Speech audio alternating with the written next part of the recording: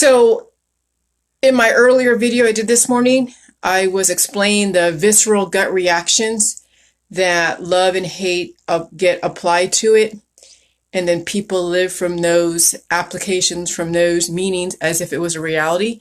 And this is how we have wars and famine and all that stuff and arguments and misunderstandings. And so love and hate come from death and reproduction. Death of the body, mind, and spirit comes from hate. Okay, so you're seeing all the hate out there because it is a death of an idea, of a spirit that used to be. And then love is like a rebirth. Love, it comes from hate and it comes from death. Okay, because death and reproduction are two sides of the same coin, of which why the whole thing with the jelly juice is that we're not trying to always die and rebirth. We are trying to live continuously because all the imbalances in the world come from death and reproduction. Okay, when you have 2/3 of your life or 2/3 of the world are always either reproducing and growing up or decaying and dying, that's where the death and anarchy and chaos come from. Those that actually are living are the ones that are more peaceful. But those that are dying and those that are growing up are the ones that are most imbalanced. So once people understand that love and hate come from death and reproduction, and then you can now, because even if you come into a room and you're a different person and you've challenged someone's reality, that's why I got a lot of hate from a lot of different people and love, because I've challenged people's realities and through their perceptions, they have now rebirthed themselves to a new thought process with the jelly juice, or they have rejected the introduction of new information. And to them, it's like a death of their spirit being introduced to jelly juice. So that's why I get such gut visceral reactions from people on both ends of the spectrum, because it is a death and reproduction of not really just the body and the mind, but really it's of the spirit, because people have adopted a thought process. They've adopted a belief system. They've adopted behaviors that are now being challenged by the jelly juice. And they are being challenged body, mind, and spirit-wise. Yes, when you do the jelly juice, you're going to have to deal with your past issues. When you do the jelly juice, your mind's going to change.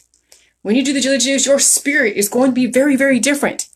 And if you come from a hatred towards jelly juice because you don't want to have your reality challenged, and when you love jelly juice, it's a rebirth to you. It's a new idea that you actually can understand and get behind.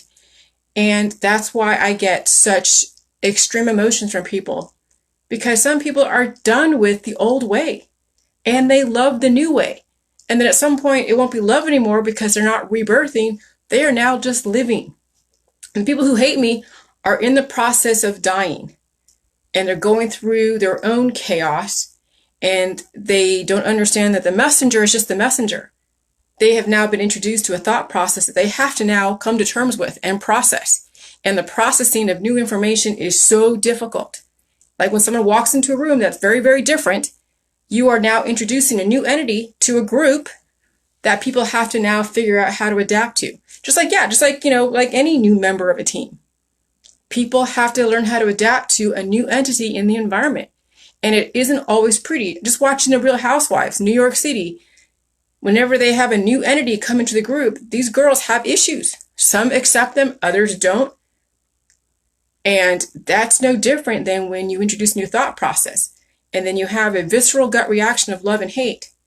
It's a rebirth or it's a death of a spirit, of a way that an old way and an acceptance of a new way comes from love. And at some point, you won't be adopting the love and hate anymore. You'll just live. There'll be no more death and reproduction at the macro level because that'll happen at the micro level. And then it's just living.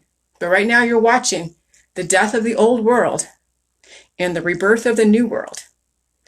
And that is what's going on right now. So what's going on right now is not a bad thing.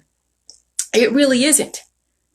Nothing that's going on is a bad thing because people are going to have reactions to a change in their environment, whether it's jelly juice or whether it's the New World Order, whatever you want to call it.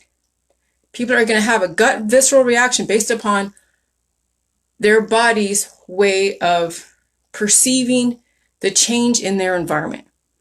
And if you have trouble adapting, you're going to hate anything that changes in your environment. If you are ready to adapt to a new environment, you're going to love the information that's bringing forth into your world. And at some point, we have to stop the death and reproduction because it's very chaotic and we just keep living. And that's the whole point of Jilly Juice, all right, is to maintain life, not die and reproduce on a continuous basis, causing death and chaos all the time, but to maintain status quo and adapt to the minor and major changes and have it be easy, not be some battle that you have to now figure out, can you survive it? Because let me tell you, Jilly Juice will give you that capacity to be able to handle the battles that are in your environment. And so, yes, you are seeing now a very distinct battle going on, and you will either win or you will succumb to the environment. Some of you will not survive these battles that are out there, whether it's the COVID, whether it's all the riots. Some of you will find the problems and take part in it, and maybe you will survive, maybe you won't. Or you'll be so battle scarred that eventually those imbalances will cause your destruction. So in a lot of ways, the Bible is very correct that there's going to be tribulations and revelations, all these different things. However, how you react to the changes in the environment is going to determine whether or not you truly can be on the side of God and life. And if you believe in death and chaos and reproduction, you will find a way to resist the changes out there. So everything is completely up to you. Bye.